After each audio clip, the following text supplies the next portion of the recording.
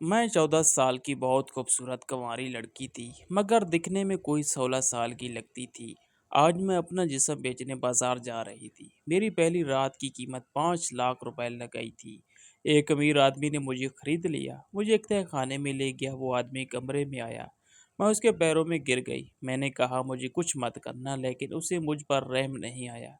वो कहने लगा डरो मत, बहुत मज़ा आएगा तुम्हें भी। और फिर उसने अचानक से मेरे जिस्म पर हाथ फेरना शुरू कर दिया और देखते ही देखते मुझे बेड पर लेटा दिया। क्योंकि वो मेरा नाम राबिया है। मैं एक गांव में रहने वाली लड़की थी। मेरे घर में माँ बाबा और हम दो बहन भाई थे। मेरा भाई 16 साल का था, मैं 14 साल की थी। मैं बहुत ही खूबसूरत थी, बिल्कुल दूध की तरह सफ़ेद थी। माँ बाबा हम दोनों बहन भाई बहन से बहुत प्यार करते थे। मेरे पापा मजदूरी करते थे। मेरे पापा जो भी कमाते थे उनसे हमारा घर अच्छे से चल जाता था, हमारा गुजारा हो जाता था। मेरे पापा कहते थे राबिया तुम इतनी चंचल हो कि तुम्हारी वजह से हमारी ज़िंदगी में रोशनी आ गई है। हम अपनी ज़िंदगी में बहुत खुश थे, लेकिन एक दिन बाबा का एक्सीडेंट हो गया और बाबा हमें छोड़कर इस दुनिया से चले गए थे। किसी तरह से माँ ने हम दोनों बहन भाइयों को संभाला, लेकिन बाबा के जाने के बाद माँ भी बीमार रहने लगी थी। मेरा भाई आमिर वो भी ज़्यादा बड़ा नहीं था, लेकिन फिर भी वो घर से काम करने के लिए बाहर निकल गया। छोटे मोटे काम करके थोड़े पैसे लाता था, इससे हमारे घर का खर्चा चलता था। हम उन्हें पैसों से गुजारा कर लेते थे। बाबा के जाने के बाद माँ बहुत कमज़ोर हो गई थी। कुछ दिनों बाद माँ भी हमें छोड़कर चली गई। हम दोनों बहन भाई यतीम हो गए। मेरी एक खाला थी जो बेवा थी, उसका कोई बच्चा नहीं था। वो अपने घर में मिलकर अकेली थी। उन्होंने मुझे अपने पास रख ली और भाई आमिर उसने मुझे समझाया कि तुम खाला के पास रहना, मैं बाहर जा रहा हूँ, मैं ढेर सारा पैसा कमाऊंगा। मेरा भाई मुझे खाला के पास छोड़कर बाहर निकल गया। शहर में गांव की ही पहचान के कुछ लोग काम करते थे। मेरा भाई आमिर उन्हें लोगों के पास काम करने के लिए चला गया और मैं खाला के साथ रहने लगी। खाला भी अकेली थी, उनके यहाँ भी कोई काम करने वाला नहीं था। मुझे नहीं पता था कि खाला अपना गुजारा कैसे करती थी, लेकिन खाला के पास रहते हुए मुझे इतना मालूम हो गया था कि खाला अपना गुजारा बहुत मुश्किल से करती है। मेरे आने के बाद खाला के खर्चे और भी बढ़ गए थे। खाना भी मुश्किल से हमें मिलता था। एक बात मैंने नोट की थी कि मेरी खाला अक्सर बहुत ज़्यादा तैयार होकर घर से बाहर निकलती थी। उनके पास पैसे भी नहीं होते थे, लेकिन जब वो घर आती तो उनके पास पैसे होते थे। मैं पूछती थी कि खाला क्या आप कहीं काम करती हैं? तो वो कहती हाँ, यही समझ लो कि छोटा मोटा काम करती हूँ और जो पैसे आते हैं इसी से हमारा गुजारा होता है। मैं तो इतनी छोटी थी कि मैं कुछ कर भी नहीं सकती थी। खैर खाला के साथ किसी तरह हमारा वक्त गुजर रहा था। इस बीच मैंने देखा कि खाला मुझसे बहुत प्यार करने लगी थी, मेरा बहुत ख्याल करने लगी थी। वो मुझे बहुत ही अच्छी अच्छी चीज़ें लाकर खिलाती थी। वो कहती थी तुम खाओगी तभी तो बड़ी देखोगी, तुम्हारी सेहत बनेगी तो तुम और भी खूबसूरत लगने लगोगी। फिर मैं उनसे कहती खाला मुझे बड़ी दिखने की क्या ज़रूरत है? खाला कहती बस मैं तुम्हें जो कह रही हूँ वो करो। मैं चाहती हूँ तुम अच्छे से खाओ पियो और इतनी तंदुरुस्त हो जाओ कि बड़ी लड़कियों की तरह देखो। और ऐसा ही हुआ। खाला ने मुझे बहुत अच्छी अच्छी चीज़ें खिलाई पिलाई और मैं 14 साल की उम्र में ही 16 साल की लगने लगी थी। मेरे जिस्म की बनावट बड़ी लड़कियों की तरह दिखने लगी थी। मुझे देखकर कोई भी नहीं कहता था कि मैं 14 साल की लड़की हूँ। मैं इतनी तंदुरुस्त हो गई थी कि मेरे जिस्म की बनावट ऐसे दिखती थी जैसे कि 16-17 साल की लड़की हो। मैं खूबसूरत तो बहुत थी, लेकिन जिस्म भरने के बाद मैं और भी ज़्यादा निखर गई थी और खूबसूरत दिखने लगी थी। मुझे नहीं पता मेरी खाला ऐसा क्यों चाहती थी कि मैं बड़ी लड़कियों की तरह दिखूं। ऐसा ऐसा इस तरह वक्त गुजर रहा था कि तभी एक दिन मैंने खाला को फ़ोन पर किसी से ऐसी बात करते हुए सुना कि मेरे कदमों तले से ज़मीन निकल गई। मेरी खाला फ़ोन पर किसी को कह रही थी कि पैसे लेकर कब आ रहे हो? मैं पूरे के पूरे पैसे लूँगी, ना कम लूँगी ना ज़्यादा लूँगी, पूरे 5 लाख रुपए लूँगी। लड़की तैयार है, जल्दी से पैसे लेकर आज शाम को आ जाना। खाला को ऐसी बात करते हुए मैंने सुना तो मैं समझ चुकी थी कि वो क्या कह रही है। खाला मेरा सौदा कर रही थी। اب میں سمجھی کہ کیوں وہ مجھے چاہتی تھی کہ میں بڑی لڑکیوں کی طرح نظر آؤں، اور وہ مجھے بیچنے کی تیاری کر رہی تھی، وہ میرا سودا کر رہی تھی۔ خالہ کی ایسی باتیں سن کر میں نے فیصلہ کر لیا کہ اب جو مرضی ہو جائے، مجھے یہاں سے نکلنا ہوگا، اور ایسا ہی ہوا۔ خالہ اپنے کاموں میں مصروف تھی کہ میں چپکے سے گھر سے نکل گئی اور اسٹیشن کی طرف آئی۔ میں ٹرین میں بیٹھ گئی، مجھے نہیں پتا کہ یہ کہاں جانے والی ہے، بس میں یہ چاہتی تھی کہ میں یہاں سے کسی بھی طرح بھاگ جاؤں۔ جب ایک بار گھر سے میرے قدم نکلے تو پھر اب مجھے خود بھی پتہ نہیں تھا کہ میں کہاں جاؤں گی۔ ٹرین چلنے لگی، مجھے نہیں پتا تھا کہ یہ ٹرین کہاں رکے گی۔ تھوڑی دیر کے لیے میری آنکھ لگ گئی تھی۔ جب میری آنکھ کھلی تو میں نے دیکھا کہ ٹرین رکی ہوئی ہے۔ میں ٹرین سے اتر گئی۔ بورڈ پر لکھا تھا اسلام آباد۔ مجھے بہت بھوک لگ رہی تھی۔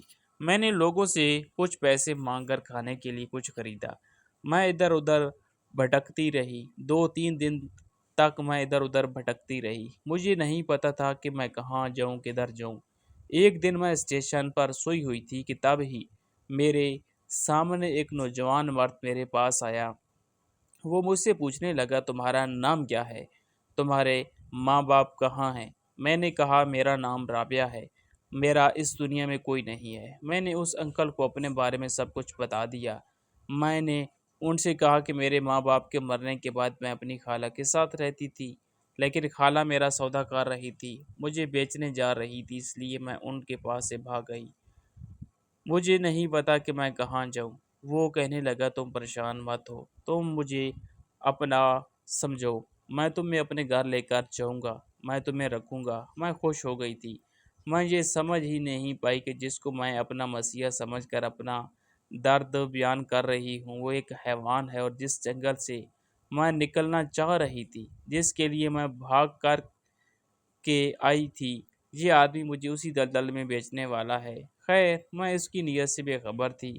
اس انکل نے میری ساری باتیں سن کر مجھ پر پیار سے اپنا ہاتھ پھیرا۔ جیسے ہی اس انکل نے میرے سر پر ہاتھ پھیرا، میری آنکھوں سے آنسو جھلک پڑے، اور میں اس انکل کے سینے سے لگ گئی۔ وہ انکل مجھے تسلی دینے لگا۔ وہ انکل مجھے اپنے ساتھ اپنے گھر لے گیا۔ اس انکل نے مجھے اپنے گھر لے جا کر مجھے منہ ہاتھ دھونے کو کہا، مجھے ایک پیارا سا کپڑا لا کر دیا، اور کہتا ہے، نہا دھو کر تم اسے پہن لینا۔ میں نے ایسا ہی کیا۔ میں نہائی اور وہ خوبصورت سے کپڑے پہن لی۔ اس کپڑے میں میں بہت خوبصورت لگ رہی تھی۔ وہ انکل میرے لیے ڈھیر سارے کھانے پینے کی چیزیں لے کر آتا تھا۔ میں پیٹ بھر کر کھانا کھا کر میں آرام سے سو جاتی تھی۔ صبح میری آنکھ کھلی تو میں نے دیکھا ادھر ادھر نظر گھما کر تو گھر میں پورا سناٹا تھا۔ گھڑی پر میں نے ٹائم دیکھا تو صبح کے 10 بج رہے تھے۔ میں پریشان ہو گئی کیونکہ وہ انکل مجھے کہیں بھی نظر نہیں آ رہے تھے۔ میں ڈر گئی تھی۔ میری نظر دروازے پر پڑی، میں نے دیکھا وہاں انکل اور ان کے ساتھ ایک عورت آ رہی تھی۔ انکل اور وہ عورت دونوں گھر کے اندر آ رہے تھے۔ وہ انکل مجھے دیکھ کر کہنے لگے، رابعہ تم اٹھ گئی؟ میں نے کہا، ہاں انکل، میں اٹھ گئی، میں آپ کو ہی ڈھونڈ رہی تھی، آپ کہاں چلے گئے تھے؟ وہ کہنے لگی، دیکھو یہ شمشاد ہے، اس کی کوئی اولاد نہیں ہے، یہ تمہیں گود لے گی، تمہاری ماں بن کر تمہیں پالے گی، تمہیں اپنی بیٹی بنانا چاہتی ہے۔ وہ عورت دکھنے میں بہت ہی عجیب سی تھی، موٹی سی تھی، ان کے منہ میں پان تھا، مجھے اس سے ڈر لگ رہا تھا۔ میں نے کہا، کیا آپ مجھے اپنے ساتھ نہیں رکھ سکتے؟ وہ کہنے لگی، نہیں رابعہ، میں تمہیں اپنے ساتھ نہیں رکھ سکتا، میری بیوی ہے، میرے بچے ہیں، میری بیوی تمہیں اپنے پاس کبھی بھی نہیں رکھے گی۔ رابعہ تم ان کے ساتھ جاؤ، یہ نہیں بہت خوش رکھے گی، اس کی کوئی اولاد نہیں ہے، تمہیں بہت پیار کرے گی اور بہت ہی پیار سے رکھے گی، نئے نئے کپڑے اور تمہیں جو چاہیے ہوگا وہ تمہیں ملے گا۔ وہ عورت کہنے لگی، ہاں بیٹا، میں تمہیں اپنی بیٹی بنا کر رکھوں گی، تم میرے ساتھ ایک بار چلو تو صحیح۔ میں نے ہاں میں سر ہلا دیا، میرے پاس اور کوئی دوسرا راستہ نہیں تھا۔ آخر میں کہاں جاتی، کس کے پاس جاتی؟ مجھے بہت پیاس لگی ہوئی تھی۔ میں نے انکل سے پانی کے لیے کہا تو انکل نے کہا کہ کچن ادھر ہے، جاؤ پانی پی لو۔ میں پانی پینے کے لیے گئی۔ میں پانی پی کر جیسے ہی کچن سے باہر نکلی، تبھی میرے کانوں میں جو آواز آئی اسے سن کر میرے پیروں تلے سے زمین نکل گئی۔ انکل اور وہ عورت دونوں ایک دوسرے سے باتیں کر رہے تھے۔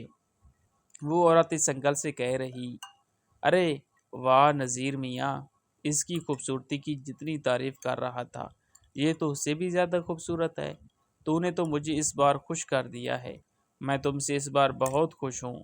میرے پاس ہزاروں لڑکیاں ہیں لیکن اس کے جیسی خوبصورت نہیں ہے۔ میں تمہیں ابھی 3 لاکھ روپے دیتی ہوں۔ وہ عورت اپنے پرس سے ایک کاغذ کا ٹکڑا نکالتی ہے اور اس پر سائن کرنے لگتی ہے اور اس آدمی کو دے دیتی ہے۔ کہتی ہے یہ لو تمہارے 3 لاکھ روپے کا چیک۔ میں سمجھ گئی کہ یہ آدمی مجھ پر مہربان نہیں تھا، یہ تو اپنے مطلب کے لیے مجھے اسٹیشن سے اٹھا کر لایا تھا۔ میں اپنی خالہ کے پاس سے جس کے لیے بھاگی تھی، آخر میں اسی دلدل میں گر چکی تھی۔ میں ان دونوں کی باتیں سن کر بھاگنے ہی والی تھی کہ بیل گاڑی کھڑی تھی اور 2 مرد تھے۔ ان دونوں مردوں نے مجھے پکڑ کر گاڑی میں بٹھا دیا۔ وہ عورت بھی گاڑی میں آ کر بیٹھ گئی اور مجھے بھیڑ بھاڑ والے علاقے میں لے گئی۔ یہ جگہ بہت ہی گندی تھی۔ لڑکیاں بہت ہی عجیب عجیب کپڑے پہن کر دروازے کے باہر کھڑی ہوئی تھی اور مردوں کو بہر عجیب عجیب سے گندے اشارے کر رہی تھی۔ میں وہ سب دیکھ کر حیران ہو گئی۔ وہ عورت مجھے گاڑی سے گھسیٹتے ہوئے اتارنے لگی۔ میں نے کہا مجھے چھوڑ دو، مجھے جانے دو، لیکن وہ مجھے نہیں چھوڑتی۔ مجھے گھسیٹتے ہوئے ایک کمرے میں لے گئی اور ایک لڑکی کو آواز دینے لگی جس کا نام سریا تھا۔ وہ عورت کہنے لگی سریا، اس لڑکی پر پوری نظر رکھنا، اس لڑکی کی ذمہ داری تمہاری ہے، تم اس کے کھانے پینے کا ہر چیز کا دھیان رکھو گی۔ اتنا کہہ کر وہ چلی گئی۔ میں اپنی قسمت پر پھوٹ پھوٹ کر رونے لگی۔ وہ لڑکی جس کا نام سریا تھا وہ کہنے لگی رونا بند کر دو، رونے سے کوئی فائدہ نہیں ہے، کیونکہ یہاں ایک بار جو آتا ہے وہ یہی کا ہو کر رہ جاتا ہے، یہاں سے نکلنے کا راستہ نہیں ہے۔ میں اس پر غصہ کرنے لگی۔ اس نے کہا غصہ کرنے سے کوئی فائدہ نہیں ہے، تم غصہ کر کے خود کو ہی نقصان پہنچاؤ گی۔ اگر تم یہاں سے بھاگنے کی کوشش کی تو تمہیں جان سے مار دیا جائے گا۔ اگر زندگی چاہتی ہو تو یہاں پر جو جیسا کہے گا ویسا کرنا ہوگا۔ ویسا تمہارا کیا نام ہے؟ میں نے کہا میرا نام رابعہ ہے۔ اسے وہ کہنے لگی تم بہت ہی خوبصورت ہو اور یہ خوبصورتی ہی تمہاری زندگی کا شوق بن جائے گا۔ وہ مجھ سے پوچھنے لگی کہ تمہاری عمر کتنی ہے؟ میں نے کہا میری عمر صرف 14 سال ہے۔ وہ کہنے لگی پر تم تو 14 سال کی نہیں لگتی، تم کافی بڑی لگتی ہو، تمہارا بدن دیکھ کر کوئی نہیں کہے گا کہ تم اتنی چھوٹی ہو۔ میں نے اسے کہا کہ اب مجھے کوئی فرق نہیں پڑتا کہ میری عمر کتنی ہے، میں چھوٹی دکھتی ہوں یا بڑی دکھتی ہوں، قسمت مجھے یہاں لے کر آئی ہے۔ سمجھ جاؤ میں ضرورت سے زیادہ بڑی ہو گئی ہوں۔ جس کو میں اپنا مسیح سمجھ رہی تھی اس نے مجھے بیوپار میں جسم فروشی کے بازار میں بیچ دیا۔ سریا میرے لیے کھانا لائی، وہ مجھے کھانا کھانے کو کہہ رہی تھی۔ میں نے کھانے کو پھینک دیا اور منہ موڑ کر ایک کونے میں جا کر بیٹھ گئی۔ تبھی اچانک سے شمشاد مائی آتی ہے۔ وہ کہنے لگتی ہے یہ جسم فروشی کا اڈا ہے، یہاں پر نئے نئے لوگ آتے ہیں اور لڑکیوں کے ساتھ کمرے میں بند ہو جاتے ہیں اور پھر وہ جو کچھ بھی ان کے ساتھ کرتے ہیں ایسا ہی اب تمہارے ساتھ بھی ہوگا۔ زیادہ نخرے کرنے کی ضرورت نہیں ہے، زیادہ ناٹک کرنے کی ضرورت نہیں ہے اور زیادہ چیخنے چلانے کی بھی ضرورت نہیں ہے۔ یہاں کے ماحول کو اپنی زندگی میں اتار لو اور یہاں کے ماحول میں رنگ جاؤ۔ تمہاری نت اتروائی کی رسم جلد ہی ہوگی۔ جیسے ہی کوئی اچھا سا گواہ تمہارے لیے ملے گا تیار رہنا، تب تک تم 1 یا 2 دن آرام سے آزاد رہ سکتی ہو۔ کھاؤ پیو عیش کرو، کوئی مسئلہ نہیں ہے۔ اور یہاں سے بھاگ کر جانے کی اگر ذرا سی بھی جرت کی یا ہمت کی تو یہ لوگ دیکھ رہی ہو نا، آس پاس جو بدماش گارڈ کھڑے ہیں وہ ٹانگ پر ٹانگ رکھ کر مجھے کچھ بھی سمجھ میں نہیں آ رہا تھا کہ یہ میرے ساتھ کیا ہو گیا ہے۔ خیر میری نت اتروائی کا وقت بھی آنے والا تھا۔ ہر دن یہاں پر ایک گاہک آتے تھے اور ان سبھی کو مجھے دکھایا جاتا تھا، لیکن میری قیمت اس عورت نے اتنی لگائی تھی کہ اب تک میں جتنے بھی آئے تھے وہ لوگ اتنی قیمت نہیں دے پا رہے تھے، اس لیے مجھے ابھی تک کسی نے ہاتھ بھی نہیں لگایا تھا۔ لگ بھگ اسی طرح وقت گزر رہا تھا۔ اسی طرح ایک ہفتہ گزر گیا اور وہ دن بھی آ گیا جس دن مجھے کوئی ہاتھ لگاتا۔ ایک سجاد آدمی نے اس کوٹھے پر قدم رکھا، مجھے لے کر اس آدمی کے پاس گئی۔ وہ جب مجھے دیکھتے ہی بول پڑا کہ میں دوں گا اس کی قیمت پورے 5 لاکھ روپے۔ جاؤ اس لڑکی کو لے جاؤ اور اسے دلہن کی طرح سجا کر میرے پاس لے آؤ۔ اس کی ایسی باتیں سن کر تو میرے ہاتھ پیر کانپنے لگے۔ ایسا لگ رہا تھا کہ اب میری دنیا لٹنے والی ہے، اب میرا کچھ بھی نہیں میرا نہیں رہے گا، میرا سب کچھ اجڑنے والا ہے۔ وہ 50 سال کا نوجوان ہٹا کٹا مرد تھا۔ میں اپنی قسمت کو کوس رہی تھی۔ مجھے دلہن کی طرح سجا کر کمرے میں بیٹھا دیا۔ میرے ہاتھ پیر کانپ رہے تھے۔ تب بھی سامنے وہ آدمی دکھائی دیا۔ وہ کمرے میں آیا اور اس نے دروازہ بند کر دیا۔ میں ڈر سے بستر پر سے اٹھ کر کھڑی ہو گئی۔ وہ کہنے لگا، ارے تم اٹھ کر کھڑی کیوں ہو گئی؟ بیٹھی رہو، تم اتنی ڈر کیوں رہی ہو؟ میں نے کہا، صاحب آپ میرے قریب مت آنا۔ وہ کہنے لگا، اچھا تو میں نے تمہاری اتنی قیمت ادا کی ہے، اس کا کیا؟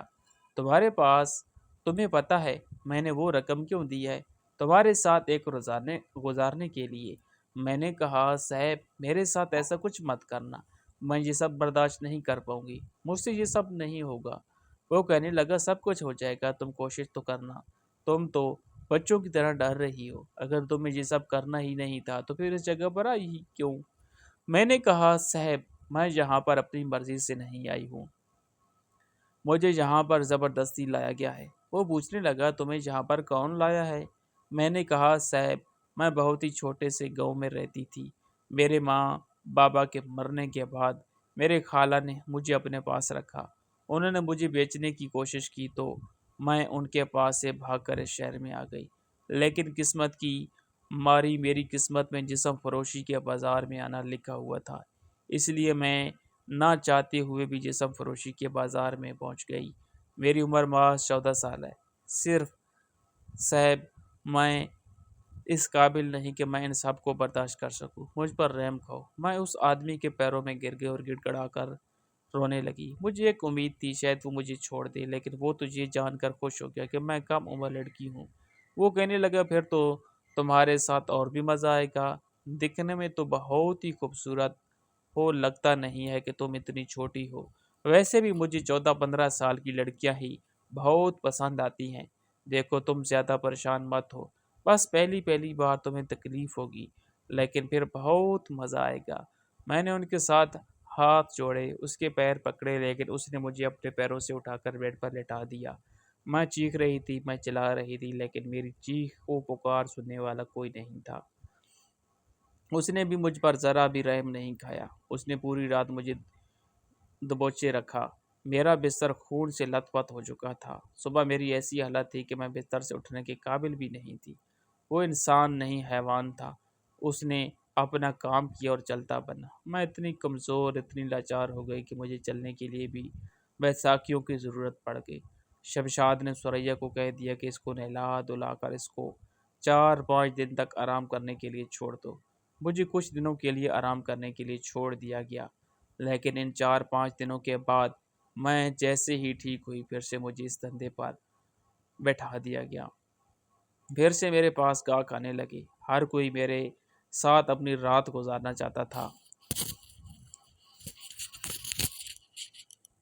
اسے اب تو میری عادت ہو چکی تھی ان سب کو سہنے کی، ان سب کو برداشت کرنے کی۔ آہستہ آہستہ وقت اس طرح گزر گیا اور 5 سال گزر گئے۔ ان 5 سالوں میں میں نے بہت کچھ کیا تھا۔ کہیں نہ کہیں مجھے امید ہوتی تھی کہ شاید کوئی مجھے یہاں سے نکال کر لے جائے۔ ان 5 سالوں میں ایسا کوئی نہیں تھا جو مجھے یہاں سے نکال کر لے جاتا۔ خیر اب میں 19 سال کی ہو چکی تھی۔ سریا جو میری بہت اچھی دوست بن چکی تھی، میں پوری طرح سے بدل چکی تھی، لیکن ایک بات تھی، ان 5 سالوں میں نے یہاں اپنی ایک الگ ہی جگہ بنا لی تھی۔ سب مجھے بہت پیار کرتے تھے۔ ایک دن سریا میرے پاس گھنگرو لے کر آ گئی۔ وہ کہنے لگی، چلو رابعہ ناچتے ہیں، یہ لو گھنگرو پہن لو۔ میں سریا کو کہنے لگی، مجھے ناچنا نہیں آتا لیکن سریا بہت ضد کرنے لگی۔ وہ کہنے لگی، تم میرے ساتھ چلو تو صحیح، وہاں بہت ساری لڑکیاں ہیں جو ناچتی ہیں اور بہت بڑے بڑے لوگ آتے ہیں اور پیسے لٹاتے ہیں۔ میں نے کہا، چلو ٹھیک ہے۔ میں سریا کی بات مان کر اس محفل میں اس کے ساتھ چلی گئی۔ میں نے اپنے پیروں میں گھنگرو باندھ لیا۔ ساری لڑکیاں وہاں ناچ رہی تھی۔ سریا بھی میرا ہاتھ پکڑ کر اب لڑکیوں کے بیچ لے گئی۔ وہاں جاتے ہی نہ جانے مجھے کیا ہو گیا تھا، مجھے سمجھ ہی نہیں آیا تھا۔ سبھی لڑکیاں جو ناچ رہی تھی، گھنگرو کی آواز میرے کانوں میں گونجنے لگی۔ اس آواز سے نہ جانے مجھے کیا ہو گیا، میرے پیر اپنے آپ اٹھنے لگے اور ان گھنگروؤں کے ساتھ تال میں تال ملنے لگی۔ اور وہ ناچنے لگی۔ پتہ نہیں مجھے کیا ہو گیا تھا، میرے ساتھ جو بھی ہوا تھا وہ سب میری آنکھوں کے سامنے آ گیا تھا۔ ان گھنگرو کی آواز میں گم ہو گئی تھی اور میں اپنی دھن میں ناچنے لگی تھی۔ میرے پیر رکنے کا نام ہی نہیں لے رہے تھے۔ وہ پہلی رات جس میں اس آدمی نے مجھے بے جان بے حال کر دیا تھا، اور میں چیخ رہی تھی، چلا رہی تھی، میری آنکھوں کے سامنے وہ رات گھوم رہی تھی۔ میں ناچنے میں اتنی دھن تھی کہ میرے پیروں میں بندھے گھنگرو سارے ٹوٹ کر زمین پر بکھر چکے تھے۔ مجھے چکر آنے لگے تھے، میں زمین پر دھڑم سے گر پڑی۔ وہاں پر پورا سناٹا چھا گیا۔ تب ایک لڑکے نے اپنا ہاتھ آگے بڑھایا اور میرا ہاتھ تھام کر مجھے اٹھایا اور کہا کہ تم ٹھیک تو ہو؟ میں نے کہا جی صاحب میں ٹھیک ہوں۔ سریا میرا ہاتھ پکڑ کر کھینچ کر مجھے لے جانے لگی۔ وہ لڑکا مجھے ہی دیکھتا جا رہا تھا۔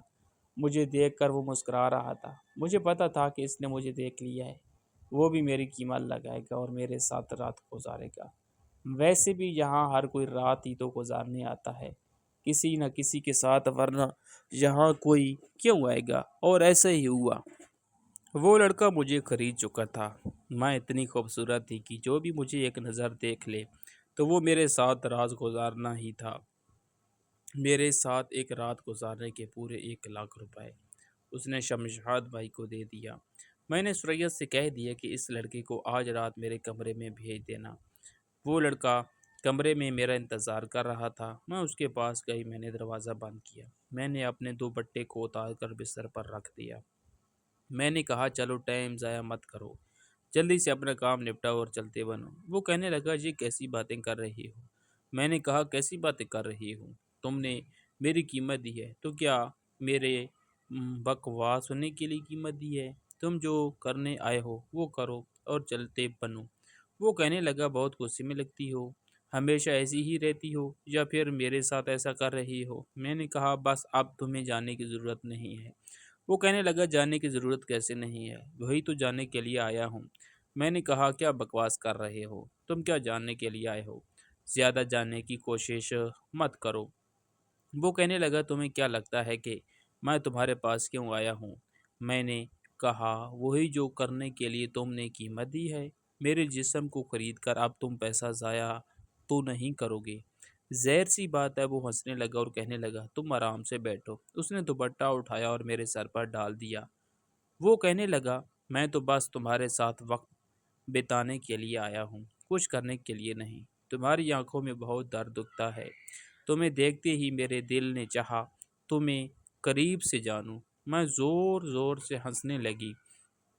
میں نے کہا اچھا تو لوگ یہاں پر دل کی بات بھی سنتے ہیں؟ وہ کہنے لگا ہاں کیوں نہیں۔ وہ مجھ سے پوچھنے لگا اچھا بتاؤ تم یہاں پر زبردستی آئی ہو یا پھر اپنی مرضی سے یہ کام کر رہی ہو؟ میں نے کہا یہاں پر ہر لڑکی اپنی مرضی سے کام نہیں کر رہی، ہر کسی کی اپنی مجبوری ہے۔ کوئی اپنا پیٹ بھرنے کے لیے یہاں پر کام کر رہا ہے، کوئی مجبوری میں کر رہا ہے، کوئی زبردستی کام کر رہا ہے اور کوئی خوشی سے کر رہا ہے۔ سب کی اپنی مرضی ہے۔ وہ کہنے لگا میں نے سب کے بارے میں نہیں پوچھا، میں صرف تمہارے بارے میں جاننا چاہتا ہوں۔ میں نے کہا اچھا تم میرے بارے میں جاننا چاہتے ہو تو سنو، میں یہاں اپنی مرضی سے نہیں، میری قسمت مجھے یہاں گھسیٹ کر لائی ہے۔ میں نے اپنی پوری کہانی اس لڑکے کو بتائی۔ وہ میرے ساتھ رات بھر ایک کمرے میں ہی رہا، لیکن اس نے مجھے چھوا تک نہیں تھا۔ صبح ہوتے ہی وہ چلا گیا۔ میں بھی حیران تھی کہ جب اسے کچھ کرنا نہیں تھا تو وہ میرے پاس آیا ہی کیوں؟ خیر دن اسی طرح گزر رہے تھے۔ میں بھی اس کی ایسی حرکتوں سے بے چین ہو گئی تھی۔ وہ لڑکا آخر میرے بارے میں جان کر کہاں غائب ہو گیا تھا اور اس نے مجھے ہاتھ کیوں نہیں لگایا؟ میں اتنی خوبصورت تھی، کوئی میری قیمت دیکھ کر ایسا ہی نہیں کر سکتا تھا کہ مجھے کچھ نہ کرے۔ وہ اپنا پیسہ پورا وصول کر کے جاتا تھا، لیکن اس نے مجھے ہاتھ بھی نہیں لگایا، ایسا کیوں؟ میں اس کے بارے میں ہی سوچتی رہی۔ کچھ پھر مجھے پتہ چلا کہ اس لڑکے نے آج پھر مجھے خریدا ہے۔ میں نے سوچا آج میں اس سے پوچھ کر ہی رہوں گی کہ وہ ایسا کیوں کر رہا ہے۔ تب میں کمرے میں بیٹھی اس کا انتظار کر رہی تھی۔ وہ کمرے میں آیا اور اس نے دروازہ بند کیا اور دھیرے دھیرے میرے قریب آنے لگا۔ میں نے کہا اچھا تو اس دن کچھ کرنے کا من نہیں تھا، آج پورا من بنا کر آئے ہو؟ وہ کہنے لگا ہاں آج من کر رہا ہے۔ دھیرے دھیرے وہ میرے بہت قریب آ چکا تھا، اس کی گرم گرم سانسیں میرے کانوں کے پاس آ رہی تھی۔ وہ کہنے لگا کیا میں تمہاری گود میں سر رکھ کر سو سکتا ہوں؟ میں نے کہا ہاں کیوں نہیں سو سکتے، تمہیں پوچھنے کی ضرورت نہیں ہے، آخر تم نے میری قیمت جو دی ہے۔ تبھی اس نے میرے منہ پر اپنی انگلی رکھ دی اور کہنے لگا اب بس بھی کرو، تمہیں بس قیمت دکھائی دیتی ہے، میری آنکھوں میں تمہارے لیے کچھ دکھائی نہیں دیتا کہ میں تمہارے پاس کیوں آیا ہوں، کس لیے آیا ہوں۔ میں بالکل خاموش ہو گئی اور آگے جو اس نے بات کہی اسے سن کر میرے ہوش اڑ چکے تھے۔ اس نے اپنی محبت کا اظہار کیا، وہ کہنے لگا رابعہ میں تم سے بہت پیار کرتا ہوں اور تم سے شادی بھی کرنا چاہتا ہوں۔ اس نے اس طرح سے محبت کا اظہار کیا تو میں نے بھی ہاں کہہ دیا۔ کہیں نہ کہیں وہ بھی میرے دل میں گھر بنا چکا تھا، کیونکہ ایسا آج تک نہیں ہوا تھا کہ کوئی میرے ساتھ ایک کمرے میں ہو اور وہ مجھے نہ چھوئے۔ خیر وہ کہنے لگا اگر تم میرا ساتھ دو تو میں تمہیں یہاں سے نکالنا چاہتا ہوں۔ میں نے کہا مجھے یہاں سے نکالنا بڑا ہی مشکل ہے، میں نے اگر یہاں سے بیر قدم رکھا تو تم دیکھ رہے ہو جو بڑے بڑے بدماش گارڈ جو ہیں وہ مجھے جان سے مار دیں گے۔ لیکن وہ کہنے لگا اگر تم میرا ساتھ دو گی تو میں تمہیں یہاں سے نکال لوں گا۔ میں نے کہا ٹھیک ہے، اتنا کہہ کر وہ میرے پاس سے چلا گیا۔ ایک ہفتہ گزر گیا لیکن اس کی کوئی خبر نہیں تھی۔ تبھی ایک دن اچانک میں اپنے کمرے میں بیٹھی ہوئی تھی کہ چاروں طرف شور آنے لگا۔ میں نے باہر نکل کر دیکھا تو چار طرف پولیس کی بھیڑ جمی ہوئی تھی۔ میں گھبرا گئی تھی، پر ان کو پولیس والوں کے ساتھ میں نے اس لڑکے کو دیکھا جس کا نام عرفان تھا۔ اس نے مجھے اشارے سے بتا دیا کہ ان پولیس والوں کو وہ لے کر آیا ہے۔ وہ میرے پاس آیا، وہ کہنے لگا ان پولیس والوں کو میں لے کر آیا ہوں۔ میں نے کہا عرفان تم نے ایسا کیوں کیا؟ تمہیں ایسا نہیں کرنا چاہیے تھا، تم تو کہہ رہے تھے کہ مجھے یہاں سے نکال کر لے جاؤ گے، لیکن تم نے تو یہاں کا سارا معاملہ خراب کر دیا۔ پولیس والے سب کو گرفتار کر کے لے گئے۔ عرفان کہنے لگا رابعہ تم پریشان مت ہو، میں نے ان پولیس والوں کو بتا دیا کہ یہاں بہت ساری لڑکیاں ہیں جو زبردستی اس کام کو کر رہی ہیں۔ انہوں نے کہا ہے کہ اگر ایسا ہے تو ان ساری لڑکیوں کو آزاد کرنے کی ذمہ داری میری ہے۔ اگر پولیس والے تم سے پوچھیں تو اپنی ساری حقیقت ان پولیس والوں کے سامنے بتا دینا۔ میں نے کہا ٹھیک ہے۔ عرفان میرا ہاتھ پکڑ کر ان پولیس والوں کے سامنے لے کر گیا۔ پولیس والے کہنے لگے یہی وہ لڑکی ہے جسے تم اپنے ساتھ لے کر جانا چاہتے ہو؟ عرفان کہنے لگا ہاں اس کا نام رابعہ ہے، آپ اس سے جو پوچھنا چاہتے ہو پوچھ سکتے ہیں۔ ایک پولیس والے نے عرفان کو کہا کہ تم اسے اس جگہ سے نکال کر کہیں دوسری جگہ بیچ تو نہیں دو گے، تم اس سے شادی کرو گے؟ عرفان کہنے لگا سر ایسا نہیں ہے، میں رابعہ سے بہت پیار کرتا ہوں اور اس سے شادی بھی کرنا چاہتا ہوں۔ پولیس والوں نے جب مجھ سے پوچھا تو میں نے بھی اپنی ساری کہانی پولیس والوں کو بتا دی۔ میں نے کہا کہ میں بھی عرفان سے شادی کرنے کے لیے تیار ہوں۔ عرفان نے سب کے سامنے مجھ سے نکاح کیا۔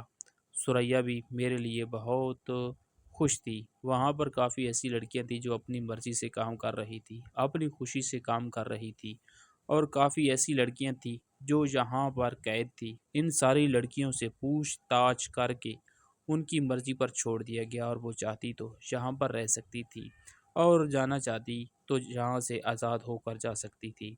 خیر عرفان نے میرا ہاتھ تھام لیا، میں عرفان کے ساتھ اس بدنام گلی سے نکل آئی۔ آج میں پوری طرح سے آزاد ہوں۔ میں نے عرفان کے ساتھ اپنی زندگی کی نئی شروعات کی۔ عرفان کا بھی اس دنیا میں کوئی نہیں تھا، ہم دونوں اپنی زندگی ہنسی خوشی سے گزار رہے تھے۔ ایک دن عرفان نے کہا کہ میں تمہیں ایک دوست سے ملوانا چاہتا ہوں۔ میں نے کہا ٹھیک ہے، میرا نام رابعہ ہے تو مجھے روبی کہہ کر پکارا کرو۔ عرفان نے مجھے سینے سے لگا لیا۔ عرفان کہنے لگا اچھا ٹھیک ہے، یہ پہلے میری بات تو سنو، میں تمہیں کسی سے ملوانا چاہتا ہوں۔ میرا جگری دوست جسے میں تم سے ملوانا چاہتا ہوں وہ بھی اکیلا ہے، اس کا بھی اس دنیا میں کوئی نہیں ہے، بس ایک بہن تھی لیکن اس کا بھی کوئی پتہ نہیں، وہ بیچارہ بھی قسمت کا مارا ہے۔ اپنی بہن کو اس نے کہاں نہیں ڈھونڈا لیکن وہ کہیں نہیں ملی۔ میں نے کہا اچھا کوئی بات نہیں، آپ اپنے دوست کو گھر پر بلا لو اور دیکھنا میں اللہ سے دعا کروں گی اس کا بہن جلد سے جلد اسے مل جائے۔ دوسرے دن عرفان جب اپنے دوست کے ساتھ گھر پر آیا تو میں اس انسان کو دیکھ کر حیران ہو گئی، کیونکہ یہ کوئی اور نہیں، یہ تو میرا بھائی تھا، میرا اپنا بھائی جو شہر گیا ہوا تھا۔ میرے بھائی نے مجھے دیکھ کر سینے سے لگا لیا، ہم دونوں بہن بھائی پھوٹ پھوٹ کر رونے لگے، اور اس نے کہا، تمہیں کہاں کہاں نہیں ڈھونڈا میں نے، خالہ سے کتنی لڑائیاں کی، لیکن اس نے تمہارے بارے میں کچھ بھی نہیں بتایا، تم کہاں تھی، کس حال میں تھی؟ میں نے اپنے بھائی کو سب کچھ بتا دیا۔ میرا بھائی اپنے آپ کو کوسنے لگا، وہ کہنے لگا، مجھے تمہیں چھوڑ کر جانا ہی نہیں چاہیے تھا، لیکن میں نے کہا، بھائی جو ہو گیا اسے بھول جاؤ، اب عرفان میری دنیا ہے، میں عرفان کے ساتھ بہت خوش ہوں۔ بھائی نے میرے سر پر ہاتھ پھیرا اور عرفان کو بھی گلے سے لگا لیا۔ عرفان اور ہماری شادی کو 1 سال گزر گیا، میرا بہت ہی پیارا بیٹا ہوا جس کا نام میں نے آفتاب رکھا۔ میں اور عرفان آفتاب کے ساتھ بہت خوش ہیں اور ایک بھرپور فیملی اور خوشگوار ازواجی زندگی گزار رہے ہیں۔ خواہش صرف اتنی ہے کہ کچھ الفاظ لکھوں جس سے کوئی گمراہی کے راستے پہ جاتے جاتے رک جائے، اور نہ بھی رکے تو سوچ میں ضرور پڑ جائے۔ دوستو، امید کرتا ہوں کہ آپ کو یہ ہماری کہانی پسند آئی ہوگی۔ کہانی پسند آئی ہو تو ویڈیو کو لائک کریں، کمنٹ کریں، شیئر کرنا بالکل بھی نہ بھولیں، اور ہاں، اگر اس چینل پر نئے ہوں تو اس چینل کو سبسکرائب ضرور کریں اور نوٹیفیکیشن کو ضرور دبائیں تاکہ آنے والی کہانی سب سے پہلے آپ کو مل سکے۔ ملتے ہیں کل ایک نئی اور دلچسپ کہانی کے ساتھ، تب تک کے لیے اللہ حافظ۔